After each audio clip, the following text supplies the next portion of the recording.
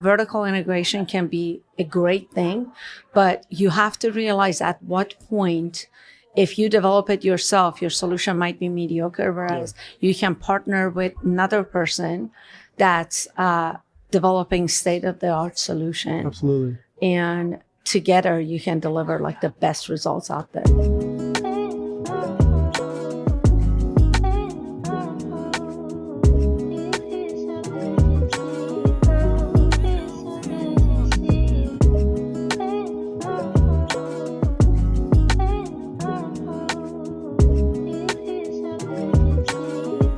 Welcome to another episode of The Prosper Brief. I'm your host, Jeremiah Wynn, and today we have two very special guests. We're here at Prosper Forum. To my left, we have Shafiei. She is the president and the CEO of DSA Signage. And to her left, we have Chmouni, who is the founder and the CEO of Neon Screens. I'm glad to have you guys here. We're going to be talking about AI. We're going to talk about menus and signs. But first, how has your experience at Prosper Forum been so far? So far, it's been really great. I love that it's not a typical trade show format. Mm-hmm. And I think the caliber of the speakers I've seen are beyond any other event that I've attended this year. So great job. I love to hear that. Yeah, I would agree. I think the relationships and the depth of the connections that you kind of get to chat with people without really like being in like sales mode and talking to in a booth setting, I think is really cool, where you get to kind of really go deep, understand their problems and try to present solutions. And that's what I love about podcasting, because I get to sit down with some incredible people and learn more about them. So, Eli, I've had multiple conversations with Sho, but this is my first time meeting you. So tell us about what you do and about Neon. Yeah, so I'm the founder and CEO of Neon. Started the company about 4.5 years ago, really to simplify signage and messaging for retail and restaurants. So we really provide restaurants and hospitality brands with digital menu boards that are really for interior of the store, drive-thrus, and back of the house messaging for the employees. Okay, that's great. And then how did you two get connected? Well, as a signage provider, we're always looking for good partners. And part of delivering a wholesome solution is having not just the hardware, but also the content and software that goes along with it. Yeah. So we worked with a bunch of brands. We even contemplated doing it in-house. Yeah. Then we met Eli and the Neon team and went through their demo. And hands down, it was one of the easiest ones we had worked with. Wow. So it was a simple solution. Our values were aligned. We were targeting the same clients and at a high level, the customer success being the central point was the key thing for both of us. So it was just a natural partnership. So tell us more about your role at DSA Signage and what DSA Signage does. So I'm the president and CEO. I took over the company about 6 years ago, but DSA is about 50 years old. Oh, wow. And we serve a lot of different industries in creating digital and static visual displays. Mm-hmm. But for the past 20 plus years, we've been focusing on the hospitality and primarily on drive-thru solutions, anywhere from a menu board all the way to like a clearance bar or a baller. And then we do iconic things like the Space Needle in Seattle and Sears Tower in Chicago. Wow. So it's very vast. For the purposes of this podcast, I think we're going to focus on our expertise when it comes to digital and static signage for the hospitality. Okay. It's interesting because you said your company is 50 years old, right? Yes. So signage 50 years ago is so much different than it is now. What do you think is like the biggest difference between then and now? And I know you didn't work there 50 years ago, but what do you think is the biggest thing that's happened in this industry? I think some things have remained the same. So it's still primarily used for a marketing and showcasing your brand. Yeah. But how you do it, the technology has evolved significantly. Absolutely. When you think 50 years back, everything was printed on film and there were fluorescent light bulbs that were used to light them up. Yeah. That was signage. Yeah. Or you had neon signs, which you still see quite a bit of it in Vegas. Yeah. And I don't mean neon signs. But, you know, gradually fluorescent got replaced with LEDs because they're better for the environment. They last longer. consume a lot less power. And about, I want to say 10 or 15 years ago, digital really became a thing. Yeah. Because with traditional print, whether you print on paper, on film, on fabric, on whatever you print, you can't really change it. If you want to make a change, you do need to literally reprint it. Yeah. For some industries, that's okay. So if you're a retailer and you want to print a promotional sign that's showcasing your brand ambassador or a model for your retail space, it's perfectly fine to reprint. Yeah. But if you're a restaurant and your supply chain, like you have no idea what's happening and you got to change your prices and be dynamic, it doesn't make sense to reprint a menu board every single month. Exactly. So having that digital signage and having the content capability, like Eli and Neon offer, it gives the operators the flexibility to change and add promotional items, do seasonal items, do order confirmation. There's so much you can do with a digital screen that you couldn't do with the historical classic signage. Absolutely. Okay, so Eli, you guys are 4 years old, right? So what do you hope to add to this space, right? Where clearly there's been different signage companies for the last 5+ decades. What do you hope to add to this space now with your company and your what you guys are doing? I started the company really because I come from an out-of-home advertising space. I've had billboard companies, I've had advertising companies, and when we couldn't find a software solution that was really easy to use for a marketing team to simply plug in without needing an entire engineering team to use it, we developed Neon to really be a simple solution. After we started kind of getting a lot of clients and really understanding the pain points, we started to realize that it's not just about signage, it's about the entire guest experience inside the restaurant. So about 8 months ago, we expanded our platform by adding Neon Music. So now the music that you hear in the store can also be managed from the same platform, where you can really customize the messaging on the screen. You can also create some LTO announcements in between songs to really kind of captivate that. We also added a Neon Wi-Fi solution to help marketing teams really collect data about the guests that are in the store and re-engage them even after they leave the store, right? So we have signage, we have music to engage guests as they're in the store, but how do you engage them after they leave and bring them back? So we're really looking at Neon as an entire guest experience platform, not just as a signage solution. And the more we talk to customers, the more they tell us what they need. And I think understanding the consolidation of a single platform to really help marketing teams like simplify data analysis and targeting better and really optimize their performance is really kind of our core focus. There's a couple of things that you said there, and I know you guys have some notes that we wanted to discuss, but the optimization of what you guys are doing is so important. And one point that you guys made was like menu optimization and how you guys are using AI in order to reconfigure a menu to pretty much promote one item over another, or talk about, you know, the different changes in the prices. Can you guys go more into detail on how that is happening right now in the space? I think if you think traditionally how it was done, restaurants would use a graphic designer and they would bring him in, they showcase like what they have. They would take photos of, you know, different dishes, and then they would ask them to put a menu together that maybe had the colors of the brand. And it was all kind of done, not necessarily on paper, but on a screen, like maybe in a PowerPoint, and then that would be showcased in a traditional way, printing it out, showing it to people. And it took a lot of time. It was quite expensive for the brands to do this. I'm sure. Whereas, and I'll let Eli talk more about the AI aspect of it, but with digital, it's so much easier to just move things around and see what looks right. You can do focus groups and like quickly put it out there and see which one people prefer. You can analyze data and see if it's in, you know, configuration A versus configuration B. What items do you sell more? Where does the eyeball go? There's a psychology to it. Absolutely. But I do think that with AI, you can make it a lot simpler and more cost effective, honestly, for the operators who use it. Yeah, I think a lot of people who just like get a screen and put it up and still put like one JPEG on it, that's the wrong use of digital signage, right? I think the way you look at AI is a lot of people in marketing know that sometimes you can go through like a heat map of your website to really analyze what people are looking on your website.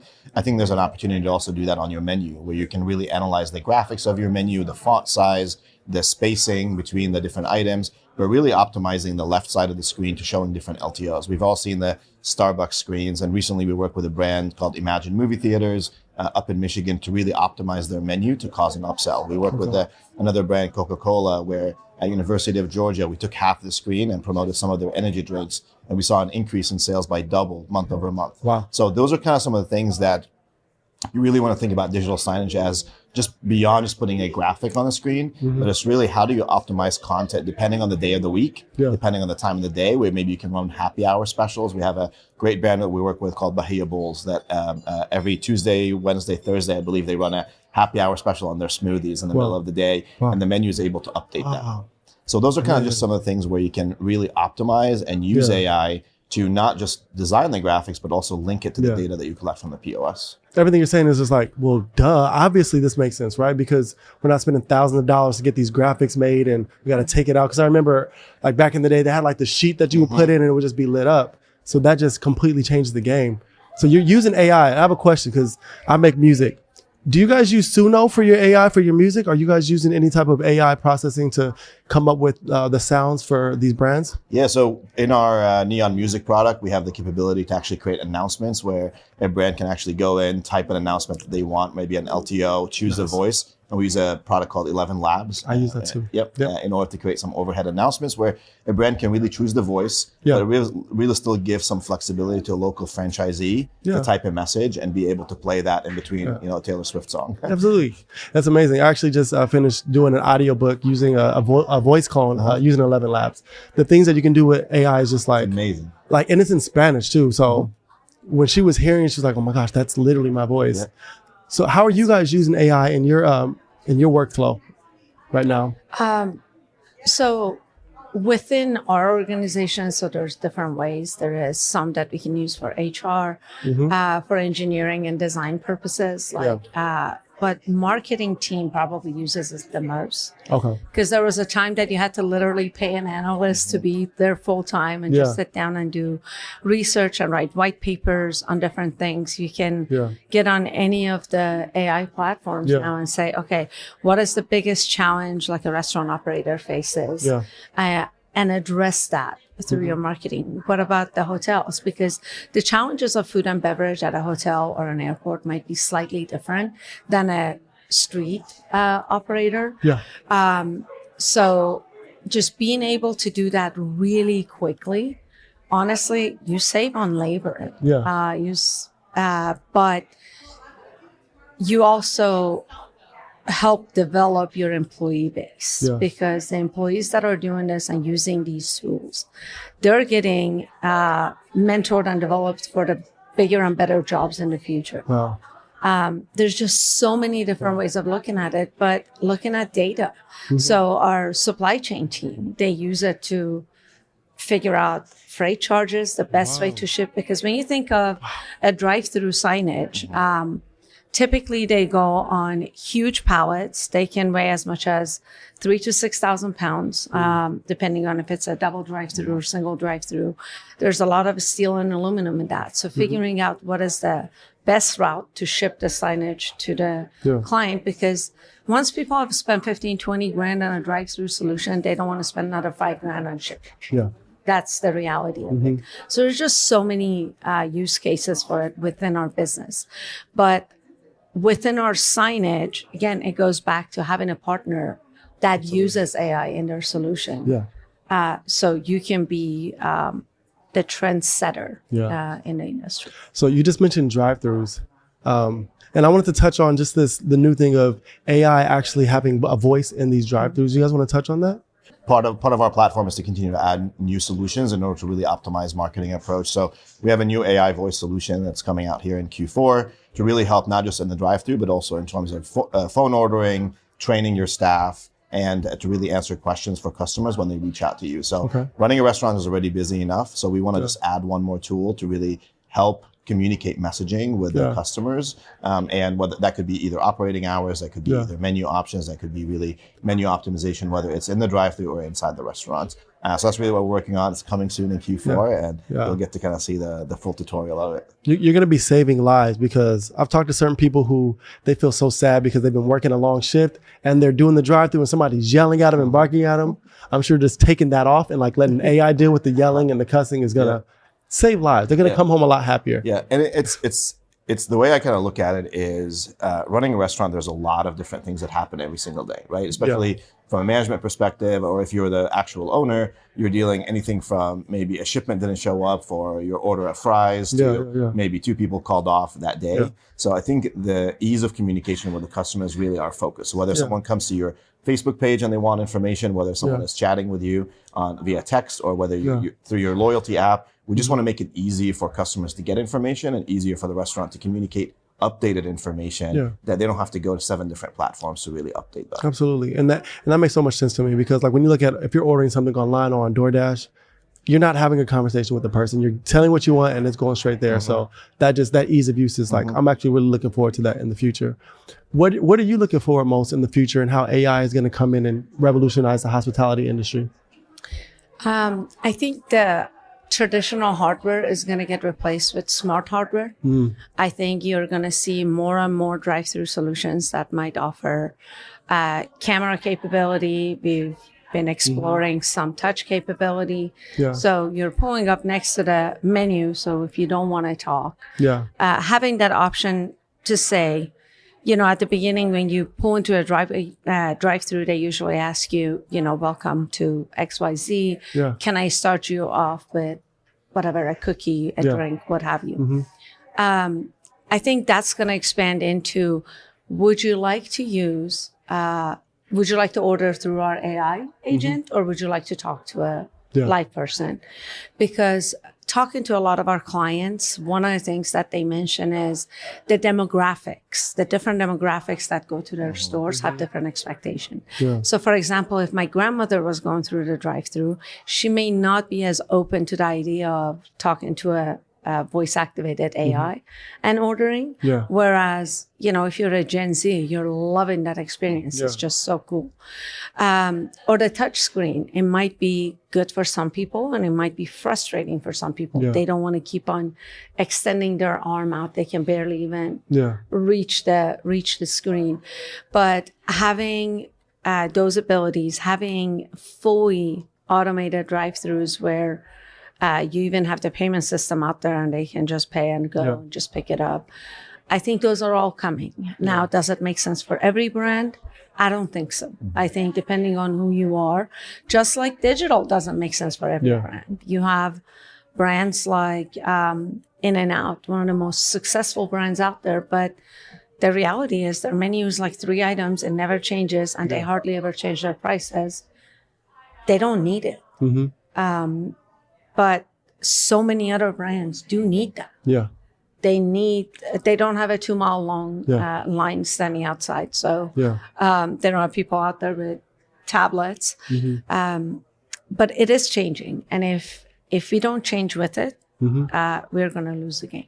And do you hope for DSA Signage to be a pioneer in this space, to where you guys are at the forefront in the industry? You guys are pushing the needle, moving things forward. Is that where you guys see you guys going? Vertical integration can be a great thing, but you have to realize at what point, if you develop it yourself, your solution might be mediocre, whereas you can partner with another person that's developing state-of-the-art solution. Absolutely. And together you can deliver like the best results out there. And I think that's why relationships make sense. And that seems so obvious, right? Because anybody who you're developing, they're learning from you. So now you get to have a completely different outside voice and outside thought that can come in and just provide you guys with something angles that you guys weren't even considering in the before. Absolutely. And have you already seen that happening a lot, where you're just able to come with fresh new ideas? And I think it goes both ways, right? So we're a very core software company.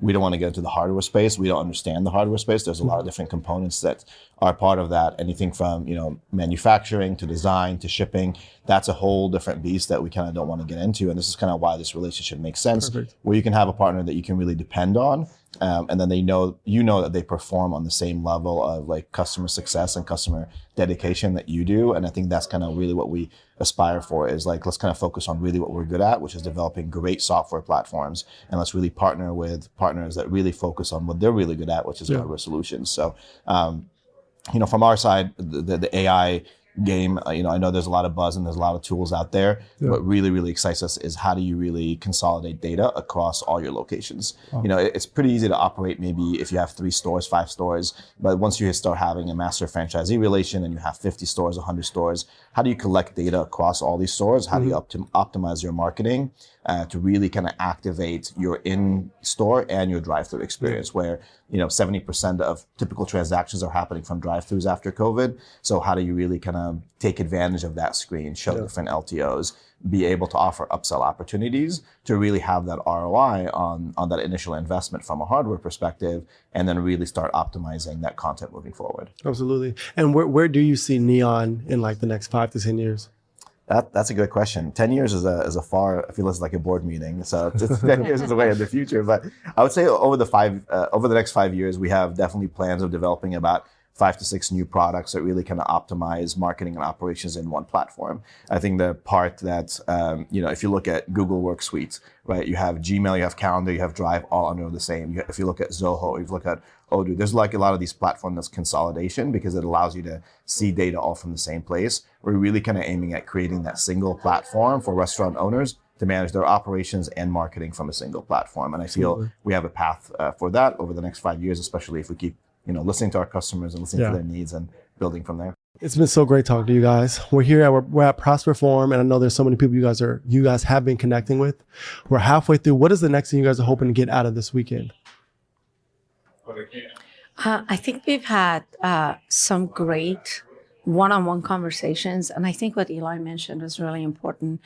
It wasn't anything salesy or pushy or sleazy at all. It's been really good conversations, like talking about technology, talking about the future.